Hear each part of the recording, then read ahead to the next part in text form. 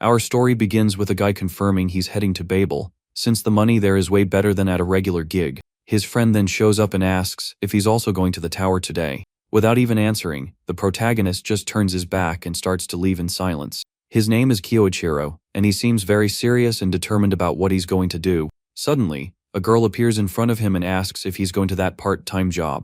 In the hallway, Kyoichiro stays quiet while another guy just watches the scene from afar, with a little smirk on his face. He confirms that he is, which surprises the young woman, and she tries to make him change his mind. But the young man completely ignores her and keeps walking down the hall without even looking back. Annoyed by his attitude, the girl wonders to herself what a stubborn kid he is. Outside, we see the protagonist walking through the city with his friends. One friend apologizes to the girl, Kasumi, and says that Kyoichiro shouldn't be going in there yet. Our protagonist just turns his head, wearing an expression of pure determination. He was looking at an immense tower called BABEL, which reached up to the sky. 3 years ago, this gigantic tower simply appeared in the middle of a city district. As soon as it emerged, the government rushed to investigate the mysterious place. Inside the tower, they found materials that don't exist on Earth and various treasures. On top of that, they discovered technologies that should be impossible for our science. Worst of all, modern weapons were useless against the monsters that lived inside. Around the same time the tower appeared, some people also began to change. People with these marks gained physical abilities far superior to those of a normal person. And that wasn't all, they also gained special powers, like something out of mythology. The government named these patterns sacred marks, and began encouraging those with marks to go to the tower. To do so, they offered a huge sum of money to anyone who accepted the challenge of entering. With that, Babel attracted a ton of people dreaming of getting rich, and a massive number of marked individuals went there. But the tower was filled with dangers, like monsters and traps that could take out anyone. Despite the dangers, everyone with the marks continued to aim for the top of the BABEL tower. They did this because of a rumor, which said that whoever conquered the tower would have any wish granted. So, everyone who believed in this fairy tale challenged the tower, holding on to that hope. The protagonist then thinks to himself that he is one of those people who believes in the rumor. Arriving at the base of the tower, he prepares to begin his journey and finally conquer Babel. Inside a locker room, the protagonist walks by as some classmates watch him from a distance. One of the boys calls him a rat, showing they don't get along with our hero. He also comments that with Kyoichiro's abilities, there's no way he can handle the upper floors. Kyoichiro remembers when he was weak and could only crawl through the lower floors of the tower. He could barely survive each day, but the young man says that was only until yesterday. Standing at the entrance of the tower, he stares into the dark hole that leads to the first floor. As soon as the protagonist enters, a giant creature appears before him in the darkness. Seeing the monster, he clicks his tongue and says that this is just a big waste of time. These creatures are goblins, weak monsters that only appear on the lowest floors.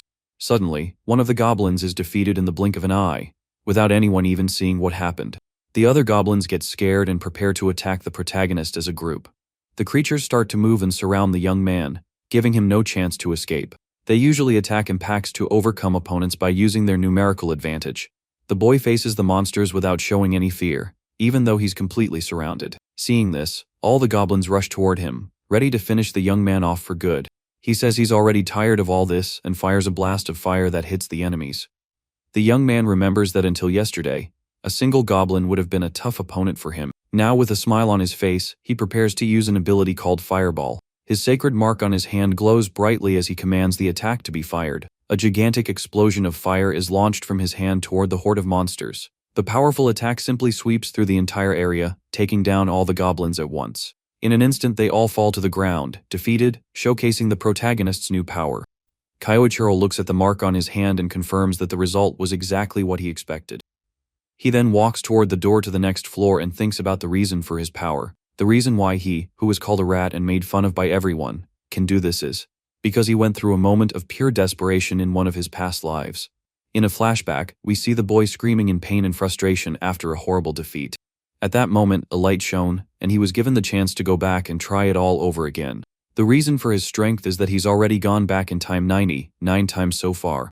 In one of his lives, he and his companions reached the highest floor of Babel to fight. His name is Mokizuki Kyoichiro, and he was fighting bravely against the boss monster.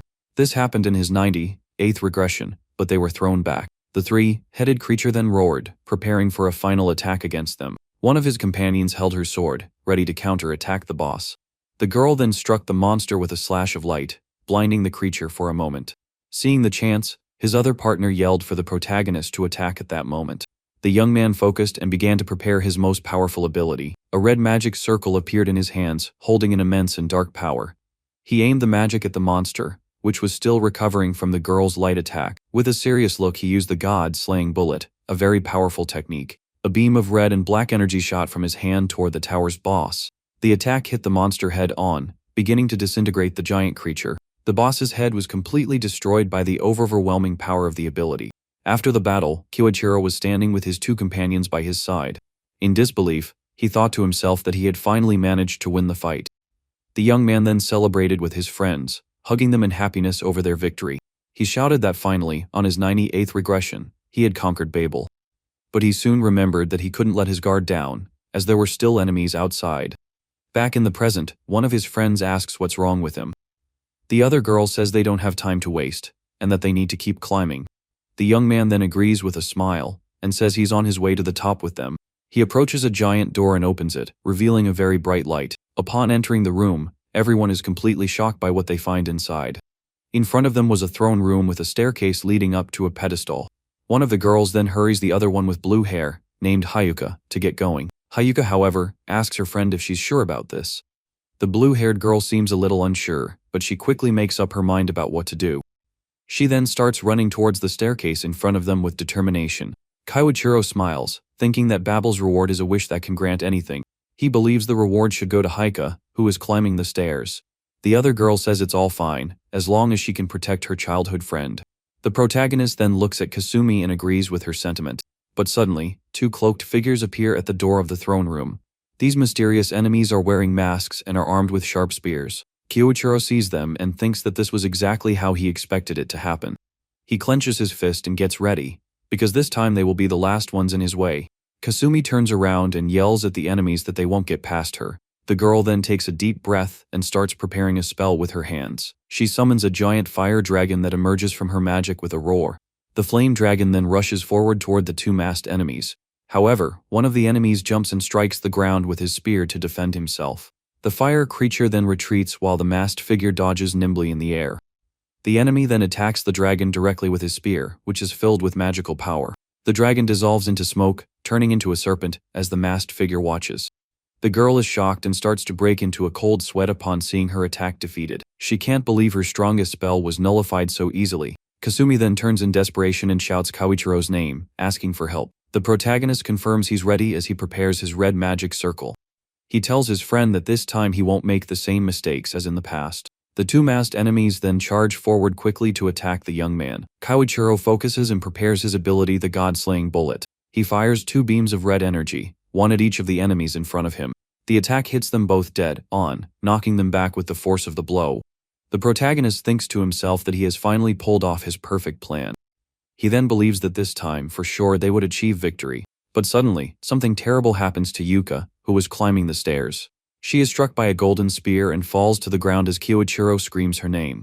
The young man is in shock, not understanding why that happened again. In despair, he wonders why he failed again if he did everything perfectly. Kasumi is also shocked and calls out for Hyuka, unable to believe what she's seeing. Kasumi runs desperately to help Hyuka, but Kiichiro tries to stop her. Unable to stop her, she is hit by several golden spears along the way. A new cloaked enemy appears and prepares a purple magic circle. Kasumi reaches her hand out to Kiichiro and calls his name before she falls. The young man falls to his knees, shocked to see his friend's hand in a pool on the floor. Seeing his friends taken from him, the young man screams in pure desperation and pain. He wonders if he failed again, even after 98 attempts. Suddenly, several golden spears appear in the air, ready to strike. The weapons then fly quickly toward the defenseless protagonist. He is hit head-on by the spears, and everything is covered in red. The young man groans in pain with the weapons stuck in his body, unable to react. The new masked enemy just watches the scene with a dark aura. In his eye, a magic circle glows, revealing an immense power. Even injured, the young man tries to use his magic and curses the new opponent. Kasumi, lying on the ground, wonders how a new enemy appeared out of nowhere. Kiichiro reaches his hand out to nothing, completely defeated by the situation. With a look of despair, he finally seems to understand what happened. He remembers that last time, he and Hyuka were defeated and Kasumi was taken. The young man doesn't know who they are or what they want, but they have some connection to Babel. The enemy carries Kasumi away, and he knows that every time she is taken, the world ends. What he knows is that somewhere on Kasumi's body, there is a mark called an ankh. He worries about the last guy, because he'd seen the others before, but that one was new. Even after 98 attempts, there are still things he doesn't know about the enemies. Either way, to stop whatever they're planning, he needs to clear Babel. Back in the present, the protagonist faces several monsters on one of the tower's floors. His priority now is to clear Babel faster than anyone else to get stronger. That way, he can prevent Kasumi from being taken again and save everyone. To do this, he uses his dark powers to attack a monstrous creature. He says that all the monsters here will serve as his nourishment to become stronger. The mark on his hand glows as he prepares to use the sacred mark skill, Gluttony. This ability appeared on him around the same time Babel emerged in the city. The first time he used it, it could only eat materials and spit them back out. It wasn't something he could use in battle, so he thought it was useless. Because of that, he thought the ability was only good for carrying things, at best. Until yesterday, he survived on the scraps that others left behind in the tower. The turning point was when, in his first life, he entered a room by accident. There, he fought desperately against a swarm of monsters using his power. It was then that he discovered the true power of his gluttony ability. His ability could even devour monsters to strengthen the user. With a determined look, he prepares to use gluttony against the creatures. The gluttony ability not only devours monsters but also takes their skills. This is the true nature of his power, and he will use it to get stronger.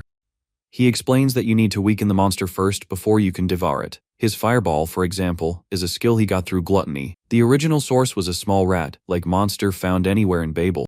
He always has to hunt down these rats right after a regression to get that skill back.